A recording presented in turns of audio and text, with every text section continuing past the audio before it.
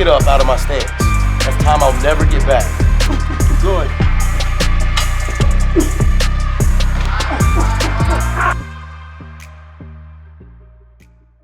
So here we got a little bit more of a specific warm-up, more detailed to the 40 stance and start.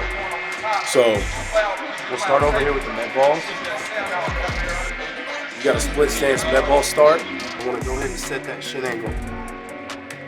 Right, loaded. Everything's pointing in the direction I want to go. No wasted motion. Everything's got to go forward. Power it through the wall. All right. Big pop. Stay low. Don't pop up. Everything's forward. Go through the proper portion of that foot. And you got to understand why you need to be able to load here, right? In my stance, when I get down, I've got to have that weight loaded, right? I've got to be a gun that's already cocked, and all we're doing is pulling the trigger. We don't want to cock it and then pull the trigger. We're gonna lose that time, right? So when I'm in my stance, go ahead and load properly through this portion, right? Where all my energy, right? Potential energy is built up, and so I'm ready to explode immediately without any wasted motion, any negative motion. I'm here, I'm loaded, core is engaged, knee is over toe, nose is over the knees, and I'm popping out. No wasted motion, everything's that way. Go ahead and learn how to do that here, because we gotta hold that power in that stance. When I get down for that 40, get that chin tucked, I don't see the wall.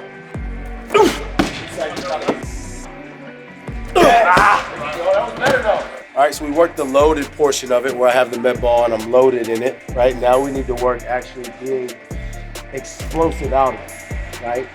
Because we gotta cover ground with that first step, right? First step is always the most important step, right? So how can I be violent and be explosive and recruit the fast twitch muscles that I need to come out, right? So that's what this warm-up is for. So you get a hurdle, big load, in that stance that I would be in my 40 going forward, going linear, same foot up, big jump, stick it. And then load again, get back to that load and be ready to come out.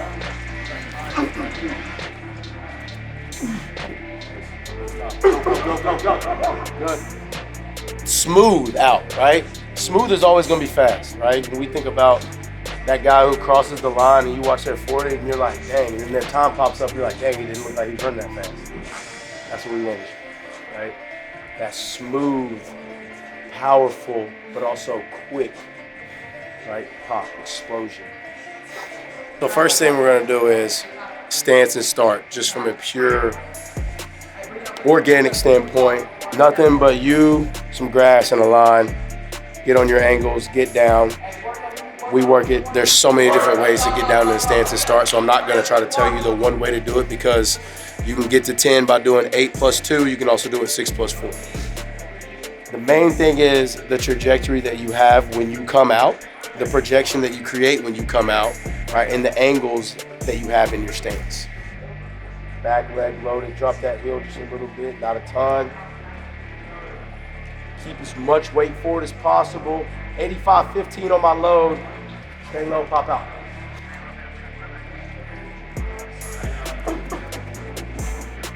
And remember, when I'm in my stance, my right hand, attack back, swipe back with it, right? I don't pick it up out of my stance. That's time I'll never get back. Throw it back.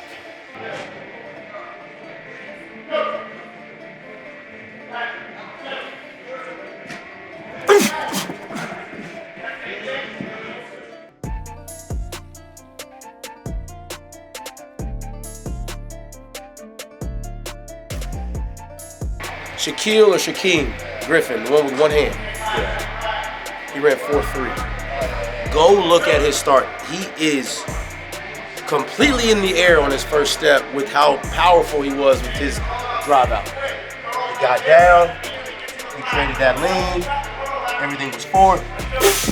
He was out, right? And I'm not saying jump out, but that's the amount of power you gotta have.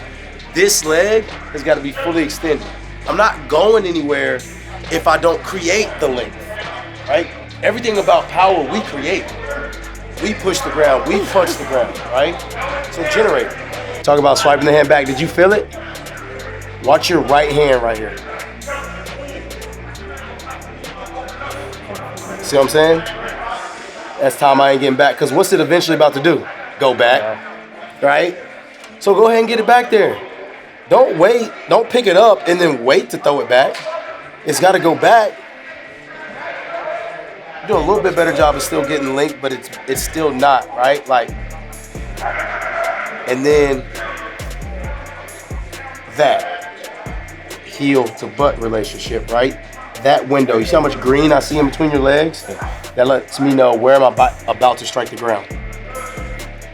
In front of my hips, right? See where I'm striking the ground? I want to strike the ground behind my hips, right? So I got to stay forward. When you pop up, you open up all this, right? One more time.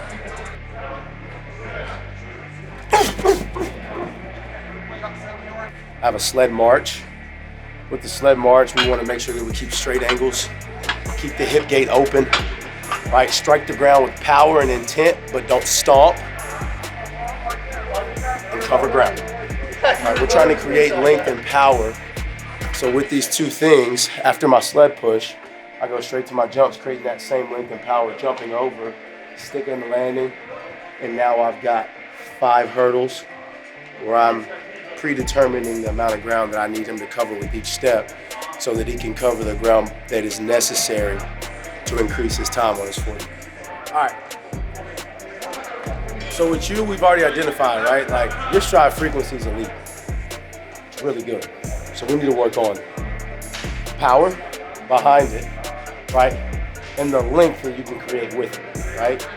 Those go hand in hand. Length and power are 2 things that we can train, right? So right here, first and foremost, right, I want you to go 15 yards. 15 yards. It's not heavy for a reason because I want you to not use you're already strong, right? I want you to open up that stride length, open up that hip gate, all right? Keep my belly button through my hips, right? Don't let it push here. As soon as my belly button comes back here, I close my hip gate and now I'm limiting my stride. Keep that belly button through my hip gate. Big chest, up, boom, boom, boom. Sled marches 15 yards. Push the ground with power and pop and force through the balls of my feet. Not my toes, right? Through the balls of my feet. We're gonna go 15 yards with that, all right? The moment that I lose straight line, so you see how I'm here, and at the apex I'm here, and then I switch. What do they always say? What's the fastest line, or what's the fastest way to get to A to B? Straight line, right? So I want to keep as many straight lines as possible. Elbows not broken, right? You see some people pushing the sled like this, that's leaking energy, right? Transfer of energy is going to take longer, right? Same thing here. As soon as this back leg bends, it's taking longer for that energy to transfer. Keep it straight, keep it locked out, keep it linear. So now we can go A to B straight line and push the ground with it. Super easy, super light, keep it clean. Length, what do I mean by length? Height, here we go.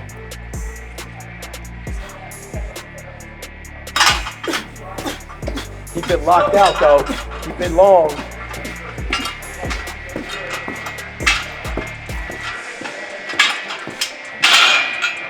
Three explosive jumps, you're gonna stick the landing with that left.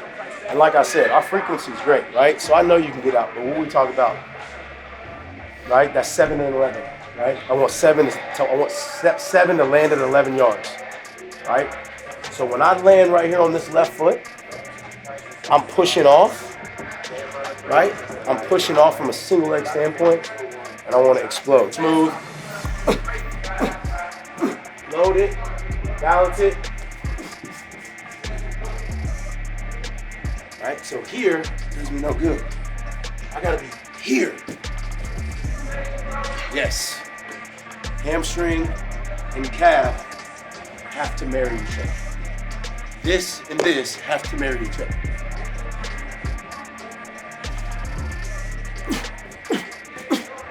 Good.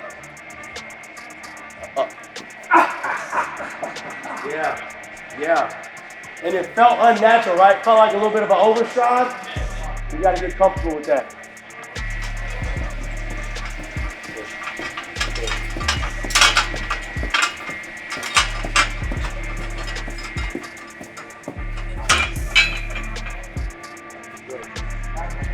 Bring your knee up hard. That's the only way you're gonna create length, right?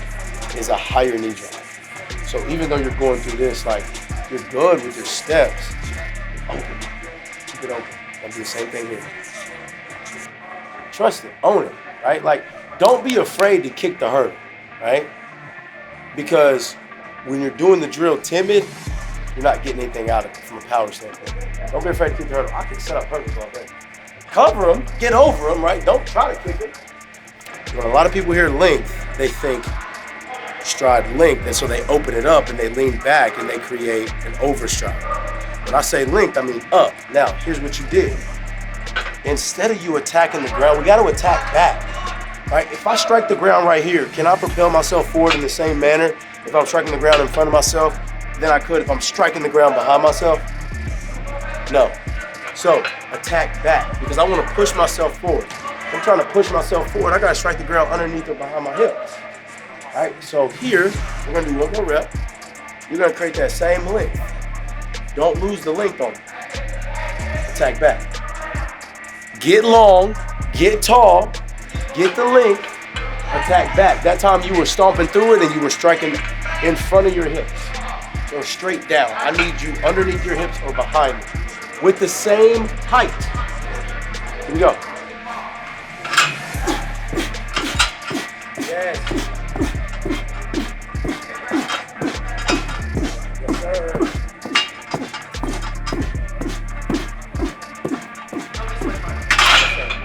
Yes, sir. Yes, sir. Now let's get it.